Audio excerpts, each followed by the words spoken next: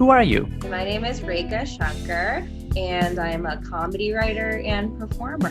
What are the three things you value most in life? Oh my God. Okay. Friends and family, reliability, and food. Food. Do you know everyone says food? What's your favorite kind of food? God, I love Indian and Thai food so much. Anything like spicy, anything with like gravies, anything you mix everything together, I love. Tell me a memory which shaped you. Ooh, okay. I went to college in New York, and the first time I ever like took the Chinatown bus back home. I'm from Philly, much too late in life. Went on my own back home, and I was so proud. And then I fucking left my suitcase on the bus, which was so stupid because I had 3 bags, and I normally don't take that much, but I was bringing stuff home, and I left the suitcase in the bus. And I only realized this when we pulled into my house, and I was like, I left a suitcase in Philadelphia or on the bus. So I called, and they're like, we haven't seen it. And then I called all the other Chinatown bus stops I knew of, like in Richmond and DC and New York, because those buses were like unmarked. You didn't know where the next stop was going necessarily. They didn't necessarily run in a way that can be tracked. Like I don't have a ticket stub, nor did my ticket have a number, so it doesn't matter. $20 bus ride. What do you want to do? And I spent like an hour and a half trying to track down these things. Some places were like the Richmond stop was like, the bus hasn't come in, but we'll check when it does. This bus came from Philly, so maybe it was the bus you were on, blah, blah, blah. And then my dad comes up to my room. He's like, okay, we're going to Philadelphia. He's like, I already called them. They haven't seen it. He's like, here's what you need to learn. Nobody cares. And I was like, what do you mean? He's like, nobody cares about something going on in your life as much as you do. So like, you have to just take care of it because nobody else gives a shit. I was like, okay. And so we drove to Philadelphia. It was sitting behind the person who like takes calls or whatever. And I'm not saying they just like were lying to me. I just thought they didn't notice it because there's a bunch of shit going on. It was like, I can't believe this was just sitting here. I've been calling people for like 2 hours. He's like, see, nobody fucking cares. And that really that really was an important lesson. And I think it applies to everything, like things you're self-conscious about. It's like, nobody cares. Everyone's thinking about their own shit and they're self-conscious about their own self. So they didn't notice that you did that thing or said that thing. Also, nobody cares in that, like, if you don't go advocate for yourself, you know, people aren't maliciously maybe forgetting to put your name on a list of job recommendations, but they just didn't think of your name. So you gotta put yourself forward. So I think that really did shape me a lot. What's your favorite color? Blue. Wow. Has anyone ever said that? Why? Why? Man, I find it really calming. I like every shade of blue. I love like a teal. I love like a turquoise. I think it matches with other favorite colors I have. Like I love like a mustard yellow, kind of like actually what's going on in your background, your walls. Oh yeah, yeah. This is like I don't know if you have this in LA. We have like two front rooms in Irish houses have like two rooms. So there's a room for where people actually, live and watch TV and stuff. And then there's the other room for guests. And the guest room is like, this is the fancy room where all the fancy stuff goes in and no one ever goes there. However, when I was like 13 or 14, I had this thing where I had my Xbox in my room and I would never leave my room. So my parents took it and put it into this room. And then I just basically commandeered this room and it's now mine. Yeah. So I got my desk here. I got like, Baby Yoda set up over there. Yeah, perfect. Yeah. Yeah. That's the most integral thing. I mean, everything else, yeah. Yeah. Same with an American household. Yeah, you build everything around the Baby Yoda. Yeah, it's like a Christmas tree, only it's just all the time. Do you not have like the second living room thing? So that definitely in like houses, like I live in an apartment, so that's not as much of a thing. But like growing up, for sure, I would be in people's houses and they have like a living room, and that's like the nice room where guests come over and you like whatever, have coffee, and then a family room, which is like that's where you actually go. That's where like there's a TV and stuff like that. Some of my friends, like all of the most ornate decorations were in the living room. My house was not totally like that. We used our rooms, but I had a lot of friends growing up that have that kind of setup. Yeah. I think it's just something to do with either Catholic or Protestant guilt. That's my hot take. That Yeah, there's something about having a room where, because we're all focused on how people perceive us and view us. you So when the guest comes in, they have to have like I've really nice curtains in this room. yeah, But like I've taken this place and I've transformed it into just a den of iniquity. yeah, Like there's consoles and all sorts of stuff here, yeah. because when the guests come, they just sit in the front room now because where else can they go? They're not going to come in here with Baby Yoda. It's Yeah, it's great. way. Yeah. Yeah, I guess it is like weird. It's like you keep all your fun stuff because like the assumption is like a guest wouldn't want to watch TV or play video games with you or something. That you're inviting these like highfalutin guests over that are like, sorry, that's beneath. I don't know. Yeah, it's a weird culture. Tell me in as much detail as you can about something you knew of which once existed and now does not. Oh my God, there's so many things going through my mind. The first thing that went through my mind, well, I'm like, I don't know if I know enough detail about it. Can I give you options and then I'll like decide? Cool. Is that Yeah. okay? McDonald's used to give Beanie Babies, but they're like little Beanie Babies, tiny babies or something, away as like a Happy What's a Meal. Beanie Baby? Oh my God. Okay. So this does exist. I could go into detail with this. A Beanie Baby is like a little it's like a stuffed animal, but it's got beans in it, kind of like a beanbag chair. But it's like little like they're shaped like bears, they're shaped like penguins, dogs, any animal under the sun. They're like big classic, claim to not claim to fame, but like they have a lot of like bears that signify certain moments. So there's a Princess Diana bear. I don't know. That's There's a really lot. weird. It's very weird. It doesn't like look like her, but it's like commemorative. Uh, very It's not in a strange. car, is it? No. Oh. No. I mean, wow. If it were? That would have been a big controversy in the Beanie Baby universe. So Beanie Okay. Babies are definitely still around, but there was a whole thing growing up. I guess this is like a concept that is no longer here. There's a whole thing. So I love Beanie Babies. I love animals deeply. I love stuffed animals growing up. And I'm a really good, yeah, see, that's exactly what I'm talking about. This is the exact shit I'm talking about. So just for anyone who's listening, I'm just showing off Hebby, my executive producer of the show. He's a good boy. He's a stuffed hedgehog, and Yeah, yeah, he's good. that's exactly the kind of shit that we need. It's like, I love stuffed animals. And like, even though I don't like go buy them now, I still find them very cute. But when I was younger, completely obsessed with Beanie Babies because also I'm very, very good at remembering birthdays, and Beanie Babies have birthdays. I'm going to just actually, hold on, TY Beanie Babies. I wonder if the website still exists because I used to go on this website and I would just, for fun, just look at all their birthdays and be like, oh, okay, interesting. Like the news, I dropped that in the chat if you want to take a look. These ones that are on the front page are very ugly. They've kind of changed their look, and now they have these big giant eyes. The OG Beanie Babies don't look like this. Okay, let me organize my thoughts here. Beanie Babies were a toy for kids in the 90s, very popular then. And part of the whole appeal of them, they have tags, they have a birthday, and they have a little poem in the tag.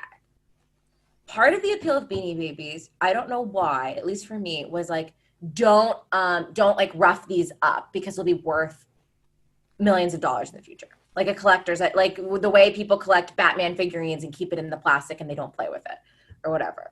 This is what we were told about Beanie Babies. I don't know if it's to appeal to people like me because I didn't collect action figures or anything, and I don't know if that's to like get that weird fucking collector spirit in the stuffed animal kids, but man, oh man, did I buy into it. I got a Beanie Baby once that had a tag protector. It was Bernie the dog.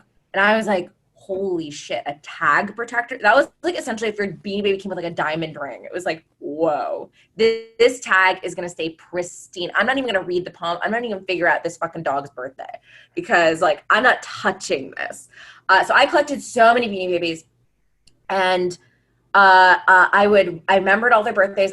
On their birthday, I would write them a birthday card and sign it from the other 30 Beanie Babies I had, like a cool person.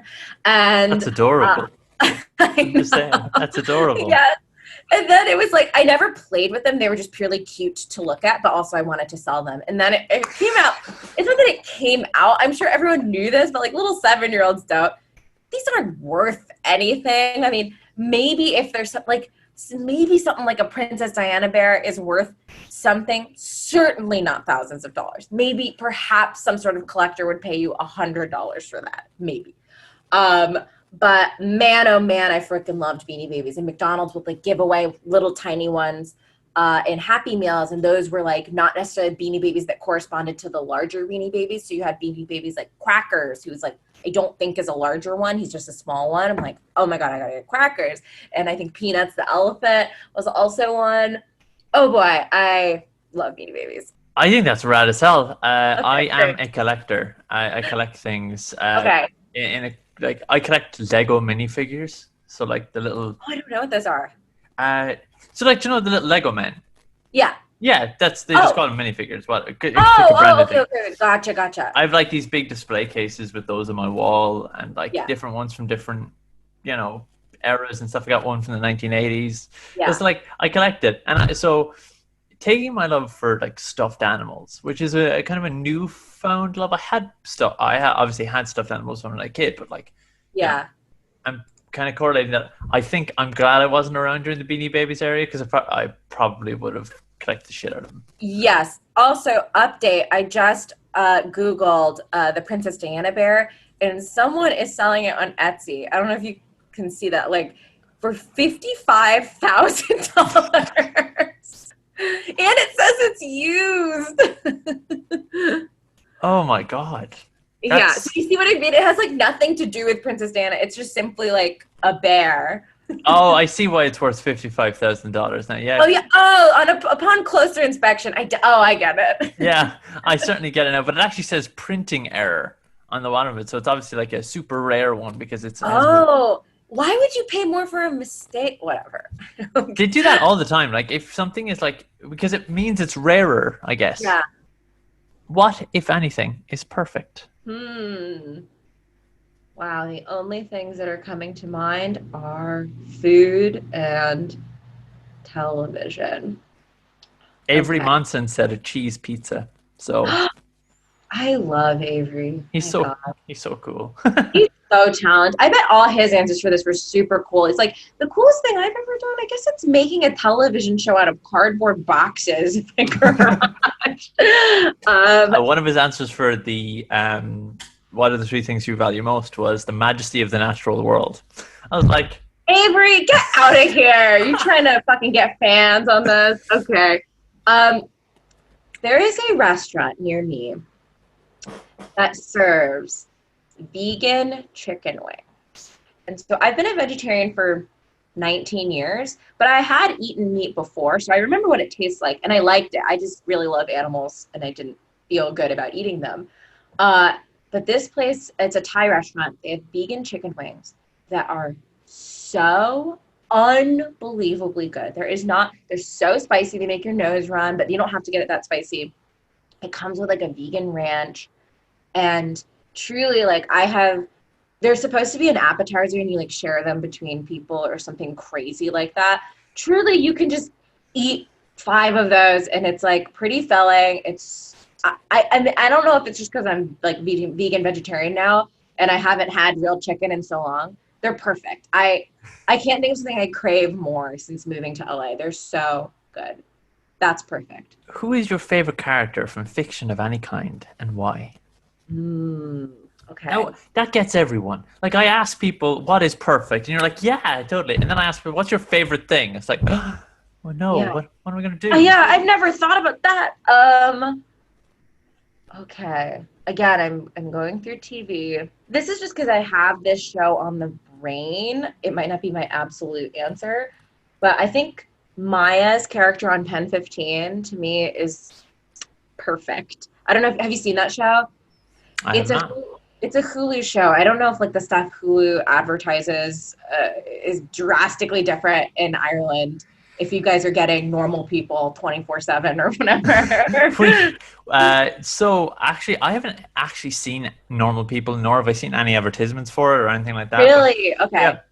Honestly, that does feel right. That feels more like a thing American people would be like, wow, Ireland.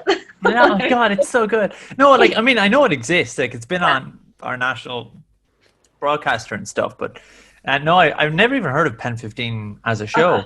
if you have Hulu, this is not supposed to be a Hulu advertisement.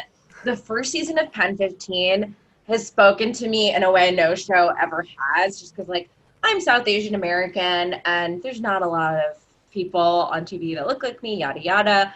But this show is basically about two teen girls kind of just going through middle school, but basically Maya Erskine and Anna Conkle play the 13-year-old versions of themselves, and they're both like 32-year-old women. So they bind their chests. They like do everything to look like very young girls. They like have like stringy hairstyles, beads, and like crazy hip hugger jeans that like really speak to 2001 America or 2003 middle school kind of vibes.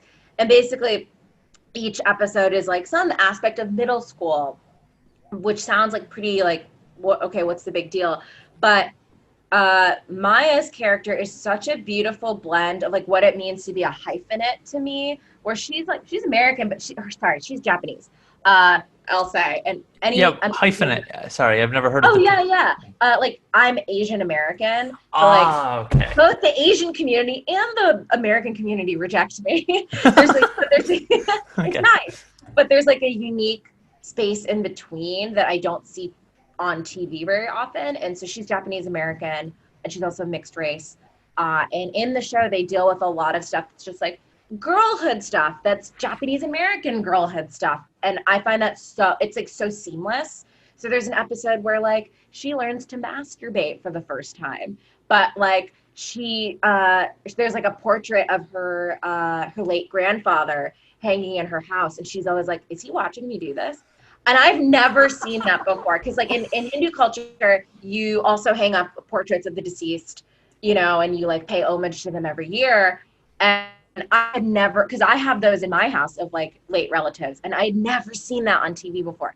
And I've also thought that I'm like, I don't want you to look at me, kind of thing. And I'd never seen that before. So like that episode made me cry. There's an episode where they're playing like Spice Girls, and like what's so funny is like, what does that mean? It basically just means you're like, for 30 seconds, you're like, I'm Baby Spice, or I'm this, that, whatever. And I always wanted to be Baby Spice. But if you're any sort of not white, all your friends are like, you're Scary Spice. And you're like, cool. I don't wish to be. And I wonder if Melanie Brown wished to be Scary Spice. They do an episode about that where they're playing Spice Girls, and they make Maya be Scary Spice even though she didn't want to be. She wanted to be posh. And it's like her first time dealing with racism. And it's like such a fucking funny show. And her character is so deep and so demented and funny too. It's just such a cool role for a woman, for an Asian woman, for a human. So I fucking love her character. And that is my answer. Absolutely fucking deadly. Do you have like so we have in my grandparents' house here, we have the weird, like there's pictures of like religious iconography and saints and stuff, Yeah. like all over the place. Do you guys have that as well? Yeah, so like with my family at least, we have like any like closet in our house is basically an opportunity for like a prayer closet. So you just put up a lot of like photos of like gods and goddesses and lamps or like little candles basically. And that's where you put out food for the gods and then you eat it afterwards. And that's all like in a closet space. We don't have a ton of like religious pictures outside of that, but not for any reason. I think we could. So yeah, it's usually contained to like a pantry or a closet. Oh, Yeah, because or like in my house, it's like everywhere. you can't see this, but like there is a statue of Saint Teresa like on the mantelpiece. I don't even like Saint Teresa.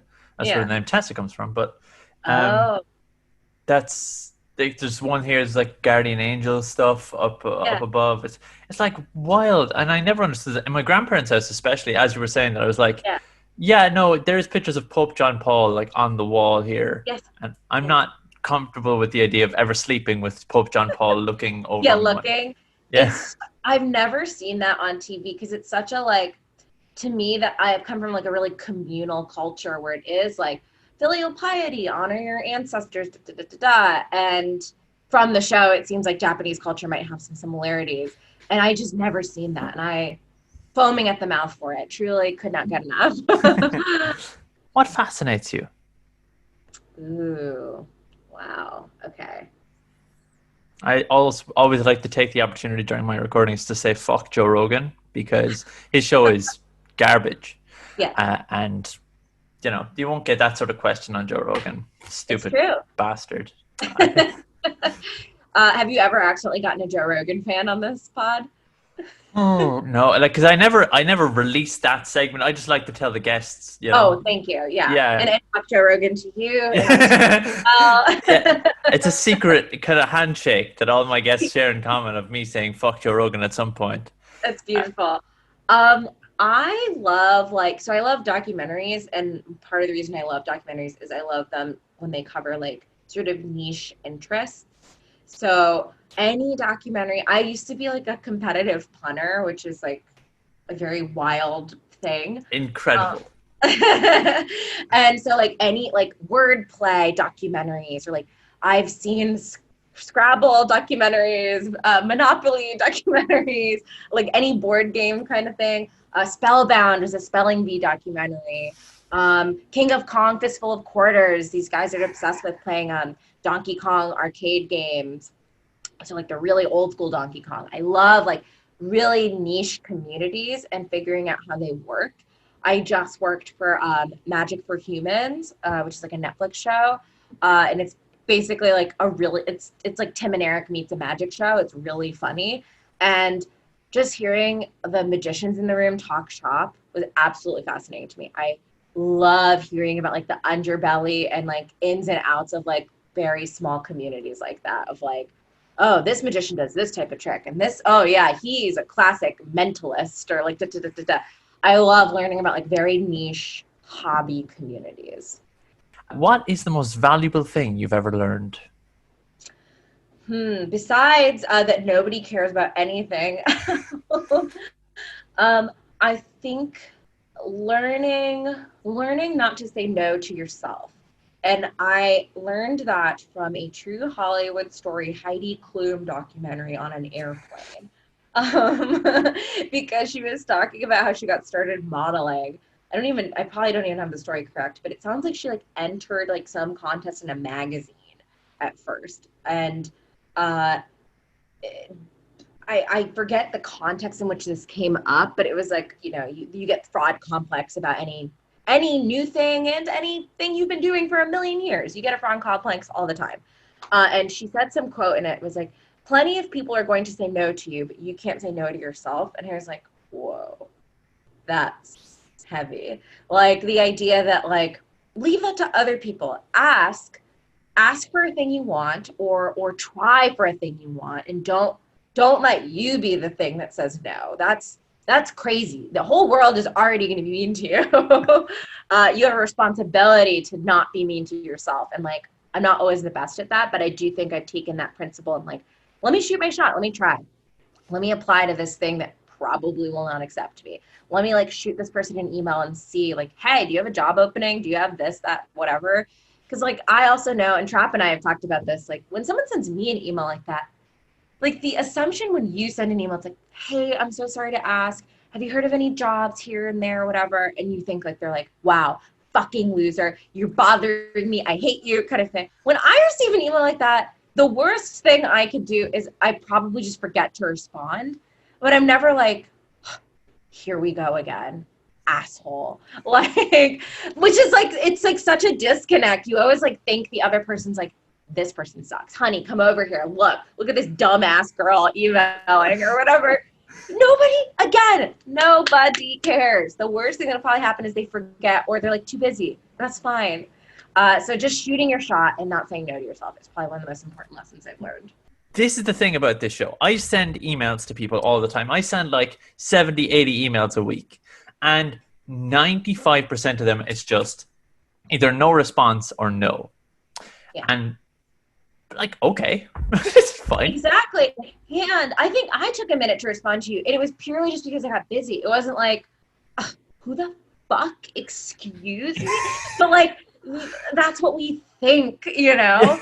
Well, Uh, I trained myself. I was a really, really anxious person when I first started this show, and I got my first rejection when I was interviewing the 15 minutes before I was interviewing Brennan Lee Mulligan. I got my first ever rejection for the show. Like, usually people don't respond, and that's fine.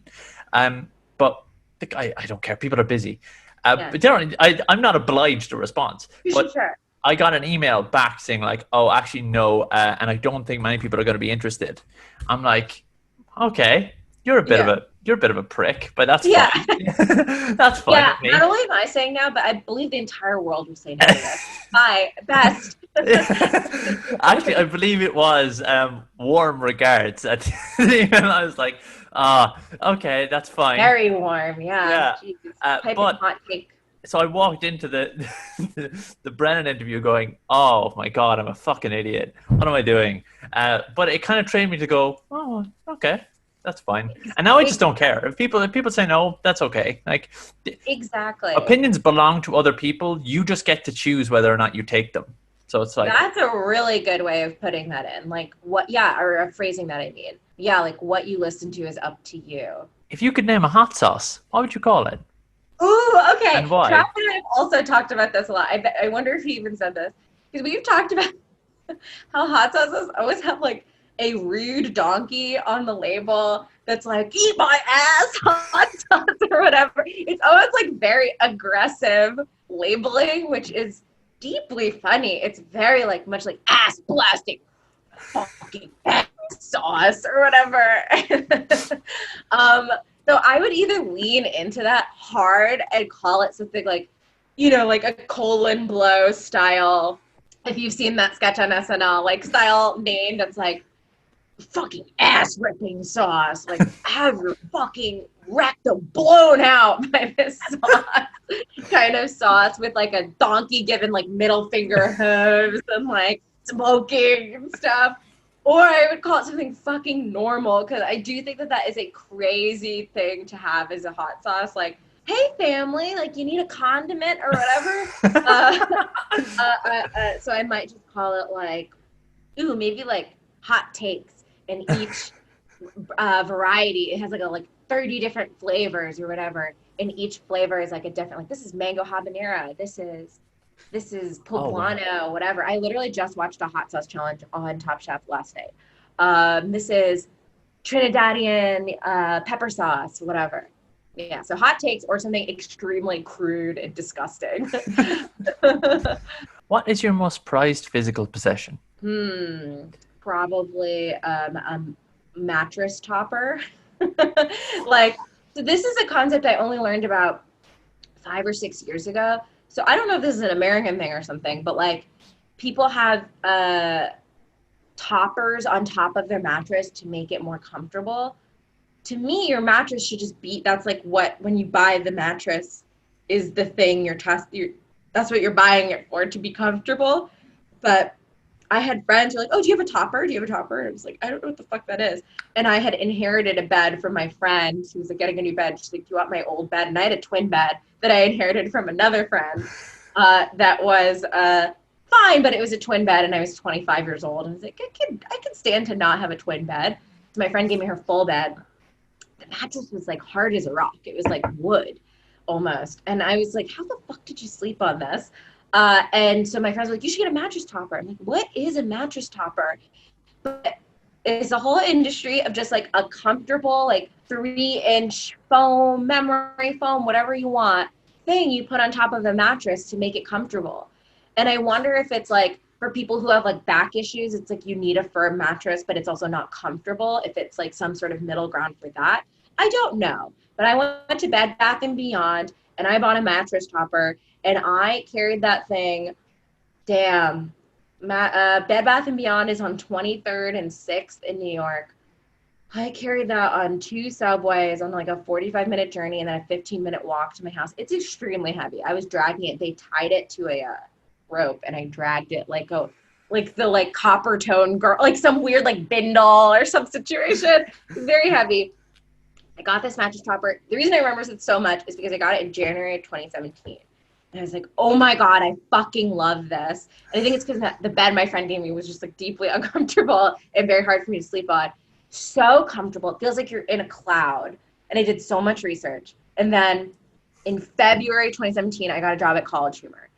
And I lived in New York, and they're like, can you fly to LA? I was like, no, I don't want this job. And I like sat on the job offer for 2 months. And then finally I signed the deal and was like, I guess I'm moving to LA. And I was like, fuck, I don't want to take furniture with me, but I have to take this topper. So I invited my friend over who has like a lot of gadgets and stuff. And he had like, what is that? The thing that like, when you like want to like put clothes in a plastic bag and suck the air out. Vacuum packer. But yeah, vacuum packer, because it wasn't like a vacuum cleaner. So he had a vacuum packer, and we like saran wrapped my thing and then like vacuum packed it so it was like a weird dense mound, and then put it in a box, and then I taped it shut. And that was like the only piece of like furniture I sent to LA. And that is what I sleep on now. That is a very long answer. That's fantastic. Yeah. Is it still as comfortable as it was? Here's the thing. It is, but it definitely has like a dent. So whatever, but I do love it. What inspires you? People who don't give up in the face of rejection are definitely really inspiring to me. People who follow their own voice, even also again when people are like, that sucks, are very inspiring. Any Asian American comedy is deeply inspiring. And honestly, like cooking shows are really inspiring to me because they're so creative. There's the people on those shows who are good. They are very good at improvising when something is not working out. And that is to me just like a good life lesson to have. They're very good at rolling with the punches and reimagining things. Like to me, the worst example is like a Paul Hollywood type, who to me is very strict about what he thinks are good flavor combinations. Like, God forbid, whenever someone brings matcha on that show, he's like, matcha tea. Okay. And I'm like, eat my whole ass, Paul Hollywood. Not only is matcha like one of my favorite flavors of all time, I'm like, it is simply from another country. Expand your palate, dude. Like, I'm all for people that make like interesting flavor combinations that are like not traditional, but they're like, I think this would taste good. Like walnut and miso, that sounds good.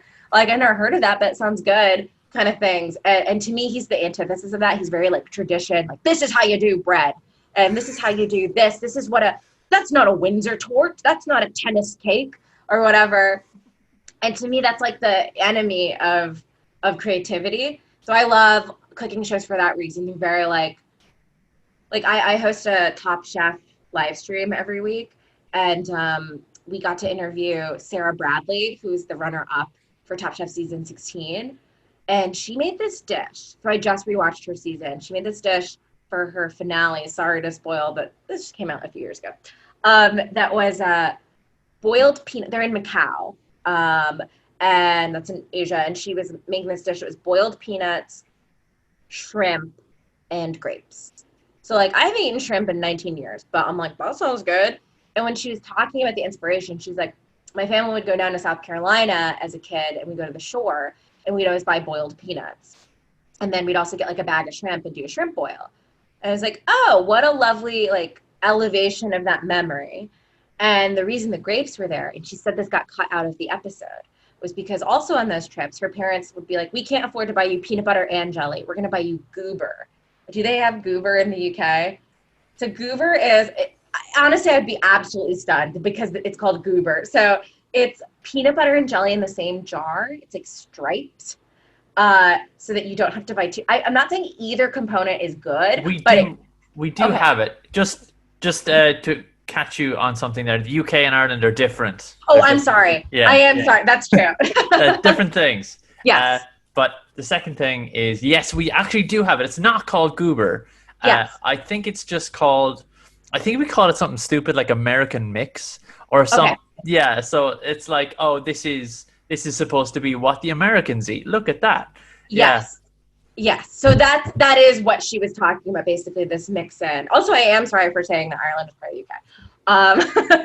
the UK. But she said that that was also an inspiration. They would buy that, but they took that out of the episode. But to me, that's just such that's such like a kind of like low class quote unquote product. But she's just like using creativity, open mindedness. She's like, no, those flavors are still good.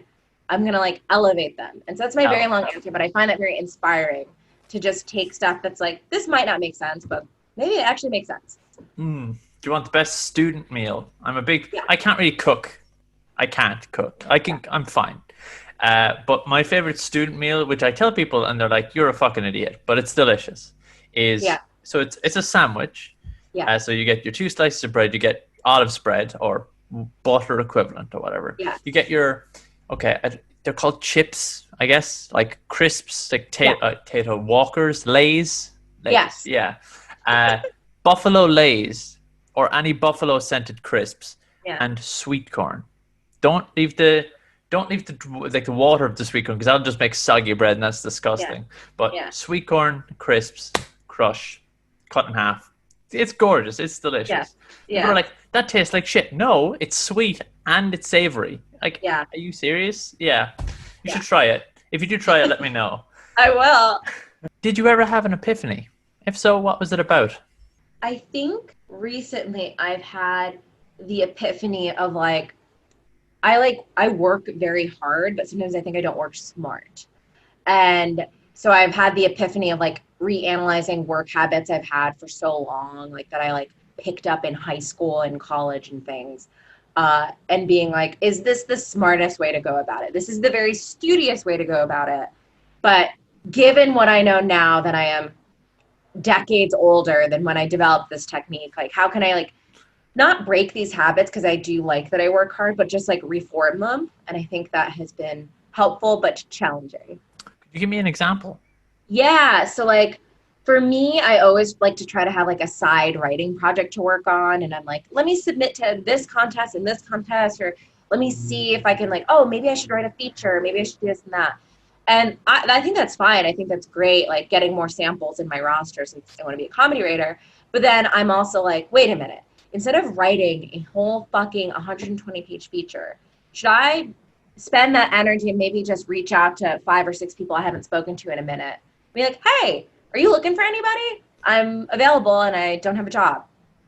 And I think I'm like, in my mind, I'm like, no, you should just keep cranking out samples and samples. I'm like, well, what's the difference if like I don't have any connections to like look at that crap?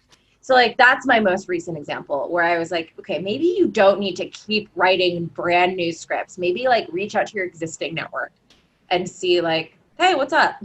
Kind of thing. Also, actually, I did want to mention you refer to yourself as like you want to be a comedy writer, but from my perspective, it's like you are a comedy writer. So that's wild. Yeah, it's the eternal like fraud complex and like, well, I wrote for an internet company that like kind of doesn't exist right now. And like, I want to be staffed in a room, but I'm sure like someone else, they're like, no, you are a comedy writer. And then I'm sure to someone who's ahead of me, they're like, no, you're not. So it's all confusing. If you could say all of your work had a theme, what would that theme be? It's so dumb because like all comedy is this, but I'm like absurd or stupid, I guess. I think I try to like take something that might be like I either try to take something that's like a stupid idea and do it smartly, or a smart idea and do it in the stupidest possible way. I really like hyper absurdist stuff, and I hope that that carries through in what I do. And like sometimes I've tried to describe what I'm going for tonally as like it's live action, but it's kind of like a cartoon. So that's kind of the vibe I like to strike if I can. What makes you smile? Cooking and baking, really. I've been alone during most of quarantine, and LA is still kind of where we were in June. I don't know if like, how is like Ireland doing on all this stuff? Interesting. So we went into like full lockdown for 12 weeks or 10 weeks. So I live in the middle of the countryside. It's great. I was privileged enough that I could just walk into the field. I didn't have to wear a mask or anything. I just walk into fields and I wouldn't see anybody, and I wouldn't be in the vicinity of anybody for like 5 kilometers. So it's like, this is great. And all I did for lockdown was just go for walks and start the show because I was like, I have nothing better to do. That sounds like I don't give a shit, but hey, No, but I whatever. get it. Yeah. um, but Ireland, its case numbers kind of got up to like 1,000 cases a day in the total country of 4 million people. That's like, bad, but we handled it and we got into full lockdown. Now we had a government transition in the middle of that or at the tail end of that, and now we're going through the start of our second wave, which we knew was inevitable, but it's like we brought the schools back and like our pubs are open and like like what we've done now is Ireland is split into counties, Yeah. what would be the equivalent, like states, right? Yeah. And we do individual county lockdowns, and so a couple of places are locked down. Now, where I'm from hasn't locked down really since then, but it will because everywhere in the country we're going like 200 cases a day, 300 cases a day.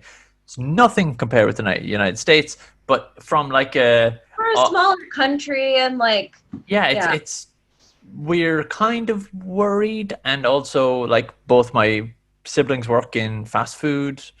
That sucks. It's like how much. We've also started a rise of like people not wearing masks and stuff like that, and lockdown stuff. It's like it's a health tax. Just pay the €7 for a fucking mask and wear it. No one cares. Even if you don't believe they exist, they're fashionable, and I don't have to see your stupid face, so just wear them. There's so many Yes. So reasons. there's so many reasons.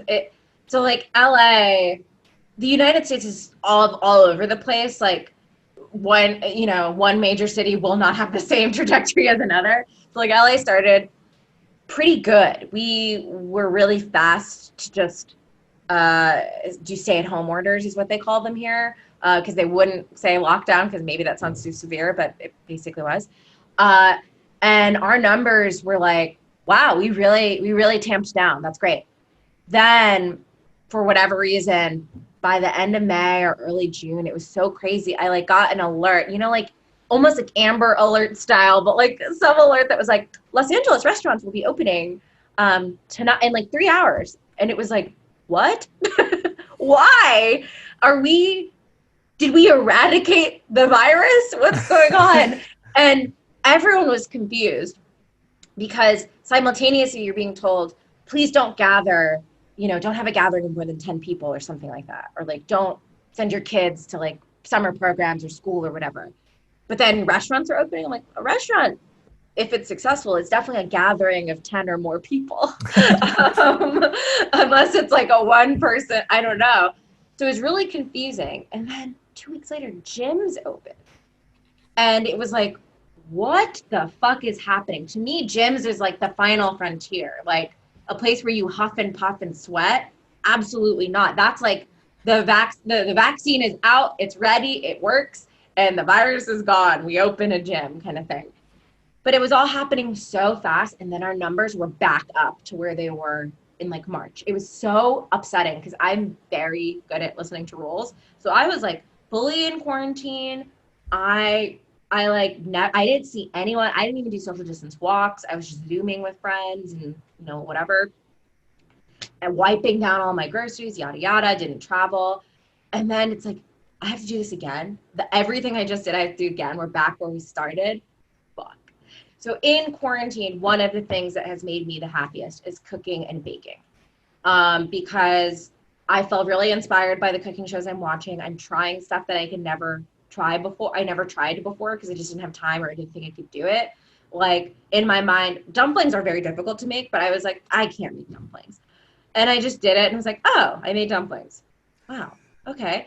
Like borscht is one of my favorite foods of all time, which I'm sure is a fucking insane thing to say, but I love borscht so much. And I was like, that's too complicated to make.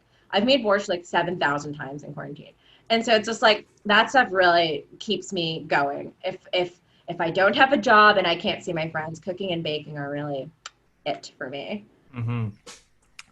I made the joke. I have made the joke in my personal life. I've been social distancing since I was like 4. Yeah. So yeah, I've been in lockdown and quarantine. Like I am practically a recluse. So Yeah. this is this is my entire like. I meet my friends like when I during quarantine. I was a saint. I didn't go outside there. I went outside for walks because I knew it was safe to do so. And if I Yeah. was leaving my house and I saw someone go up the lane that I was going to be walking, I was like, I'll wait, whatever. Yeah. I'll give it 2 hours and I come back. Even in the pissing rain, I was out there with a little thing and like, yeah, Yeah. walking away. Um, and it pisses me off when like my hard work is taken. We had this big scandal here. You probably, there's no way you would have heard of this. Golfgate. Did you hear about Golfgate? Probably not. Oh. So a bunch of politicians went playing golf in the middle of our quarantine, Ooh, that's really bad. and they had like a big dinner, and it was like breaking social distance guidelines and stuff. It was at the end of quarantine, but the restrictions were still in for like, don't meet up, you can't go for funerals, you can't go for this. But of course, all of these politicians are allowed to play golf, and go for a big dinner afterwards. And so that kind of kicked the momentum of the country down the road a little bit. Also, our president's dog died. This is the sort of country Ireland is. We're in a little state of mourning because the president's dog died. What a delightful, I mean, wow, night and day from the United States. If you Google, I'll actually put it into the chat, what Yeah. our president looks like, you'll think, wow, that person is definitely Irish. So that's Michael D. Higgins. Oh. Yeah. He does look like he has like a nice chocolate factory or something for you to visit. And his dog Sheeta died. So at the end of our official presidential address, there's like a little thing at the end saying President Michael D. Higgins is sad to announce that his dog Sheeta has died. Speaking of Wow. which, perfect segue. How do you feel about death? God, I'm avoidant. I hate thinking about it. I think I've always been very afraid of it since I was like little. I think because I have a lot of older relatives and it would always freak me out. And I never really had a pet, so I never like experienced like what the little kid version of it is. It's supposed to make you acclimate to the fact that you all die. I think in my mind, I'm like, well, maybe I can avoid it. Until I'm proven wrong, I'm actually correct. Tell me about something you learned recently that amused you. The only thing I'm thinking of right now is, so I did some campaigning for a city council candidate, Nithya Raman, and we did some like trivia questions about Los Angeles and, you know, the district she's running in. And one of the laws I learned about in LA is that it's illegal to lick a toad. And I thought that was interesting, but it's like part of, there are laws that like, and I'm sure this is like in every country, but there are laws that are like so old and strange. It has not like come up to change it. So it is still technically a law, but I bet if somehow it came up, people would be like, okay, like, we don't care about this law that it says how many axles you can have on your wagon, kind of equivalent kind of thing.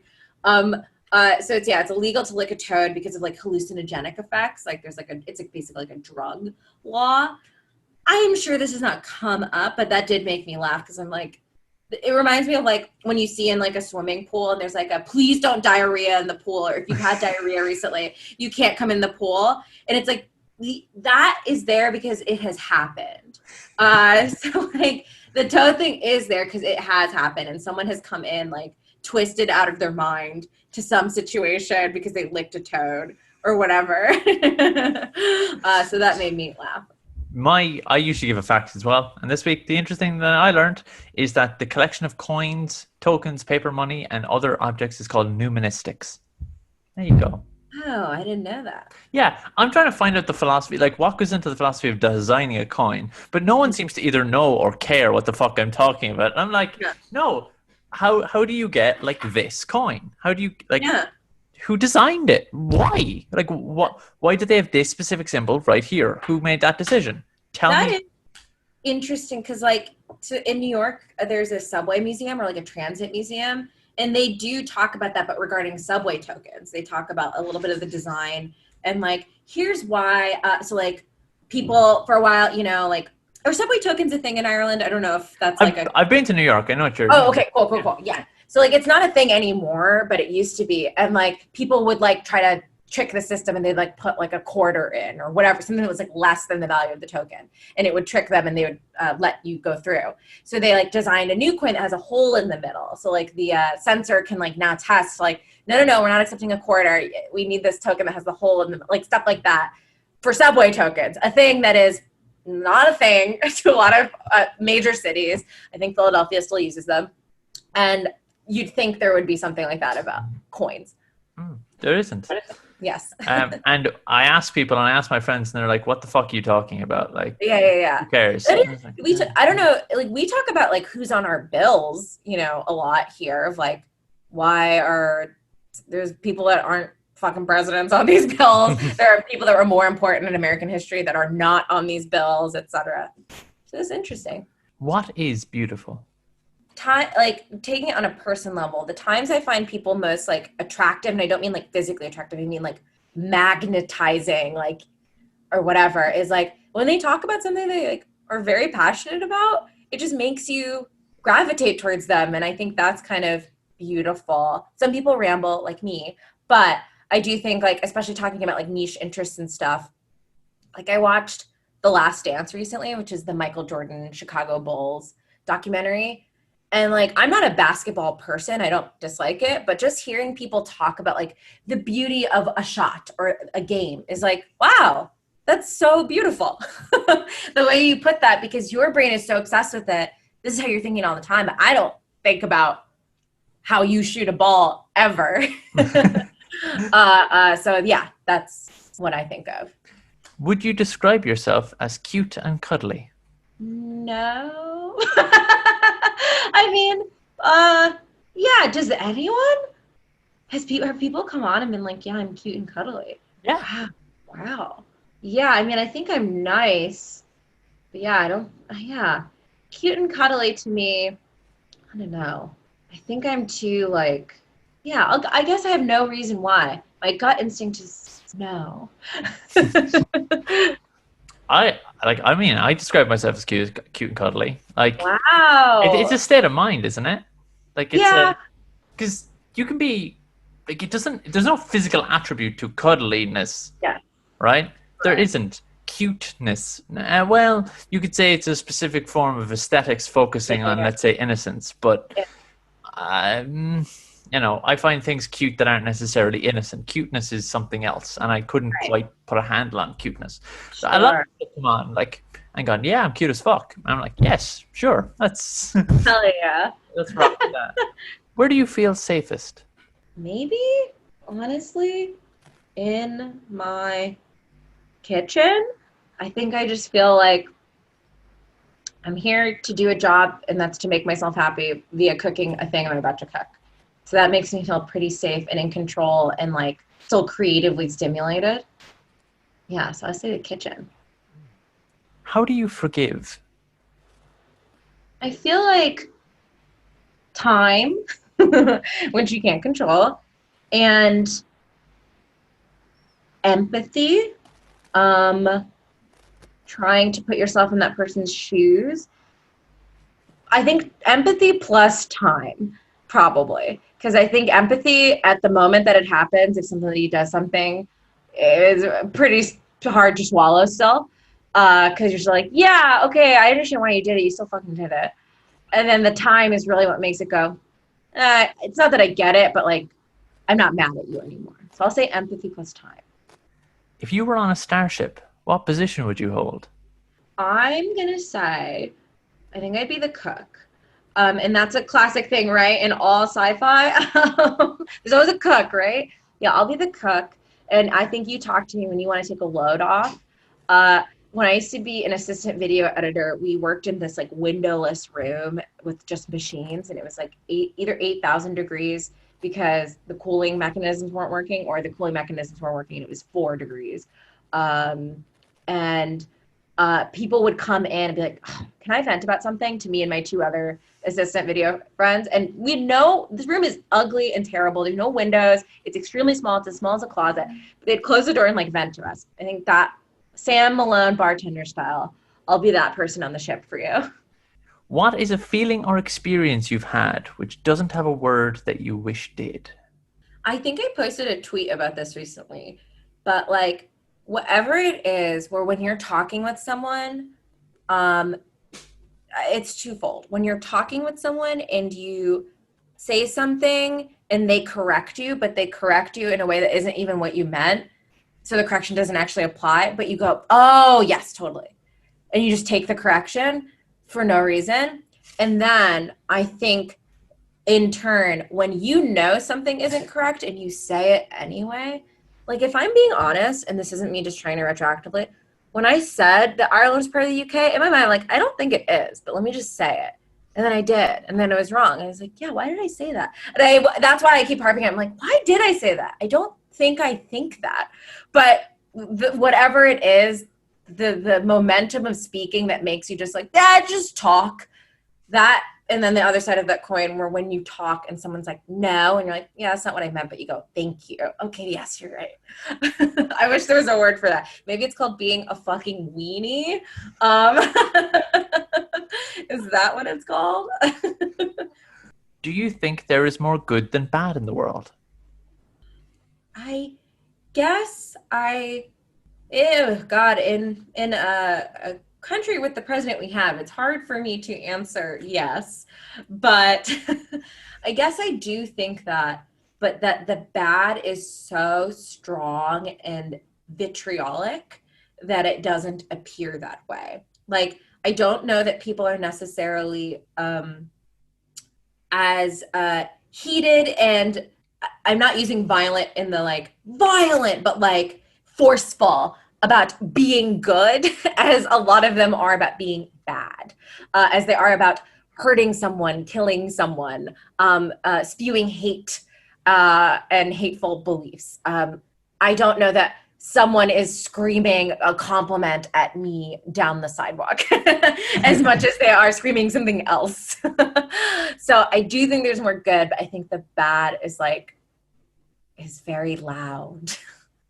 If you could give just one piece of advice, what would that be? Um, I think okay, multifaceted. In the don't say no to yourself, being a self-advocate. Being a self-advocate doesn't mean being cocky or arrogant. I had a teacher once that said, arrogance is based on bullshit, confidence is based on work. And I think that was like a nice distinction, because I think especially as a woman in film school, it felt like weird to feel confident, especially because I didn't have a film. Like, I knew nothing about film when I went into that program. I just loved TV. But I didn't even know like film strips were still a thing. I didn't know people filmed on film. I didn't know anything. And it was like all white men that wanted to be directors. And I was like, I want to be a comedy writer. Why am I here? So I think it felt wrong to feel confident about anything, because I was like, well, I don't know shit. I'm like an open book. I'll learn. I'm an open book that's also blank. So I'll take in any information. But that was like a nice way to phrase that, of like, oh, I can be confident in what I do know. I'm not going to be like cocky. That's not the same thing. I don't need to worry about that. So I think being a self-advocate, I would say the same thing. I think I know people who are very talented that are like, yeah, but I don't know. It just feels weird to post about myself or this, that, and the third. Like, yeah, I get that. But also keep in mind, we live in a technology era where, someone posting a tweet that like, I wrote this cool thing. And like, people might not even read the thing they wrote, but it affects their perception of them. And they go, wow, that person's a good writer. And is that correct? No, but that's happening all the time. So there's no sense of taking yourself out of the game. So I say self-advocate, and I say also, yeah, like, God, it create like small steps to a bigger picture. There's like, I think, Brennan had this line in a show I acted in of his, where it was like, you're going to drive yourself crazy trying to be exceptional. Like, if that's your goal, like, I want to be famous, like, you'll go crazy.